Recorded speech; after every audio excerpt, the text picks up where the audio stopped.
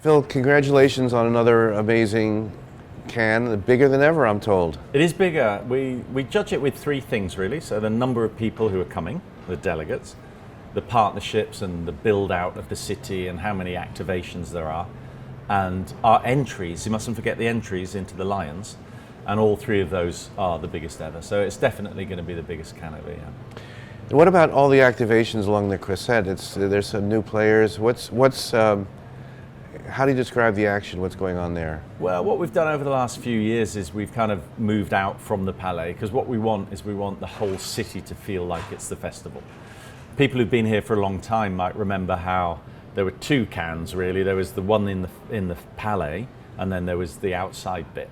What we've done now is we've tried to embrace the whole city. So we now work with all the hotels, all the restaurants, all the beaches, and we help our partners to activate properly in the city itself, and that's changed a lot. Phil, tell us about some of the themes that you expect to see here in the Palais and perhaps across the Croisette. One of the biggest things we're doing actually is, as people might know, it started off as an advertising festival with advertising folks, and then the really big change was when the CMOs came, and we're going to have 3,000, maybe 4,000 CMOs here this week.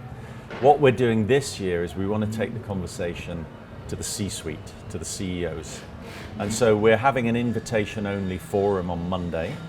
We've got about 60 global CEOs coming. They represent about $3 trillion worth of value.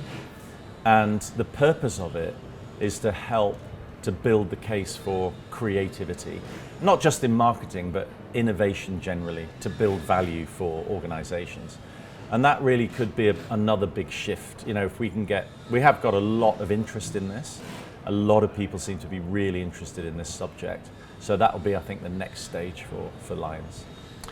So Phil, since we last spoke, Ascential has been acquired by Informa. Tell us sort of what that means, what it means to the festival, and what it means in terms of your role. Yes, so Ascential was the owner of Cannes Lions, and then just after the festival last year, we got a call and an offer to buy the business. We were a public company, so we had responsibilities to shareholders, of course. We feel we maximised the value for them. And we're now owned by Informa PLC, which is, by most measures, the world's largest organiser of events. So it's really great that we're owned by a professional event organiser, because a lot of people were very interested in acquiring Cannes Lions, as you can imagine. But to be part of a really professional event business is great for us, and it can unlock a lot of potential growth for us. So this is their first year under their ownership, and they're all coming down to have a look, and I hope they'll be impressed. So Phil, economic uncertainty, wars in the world, political unrest in various places. You guys are thriving. How do you do it?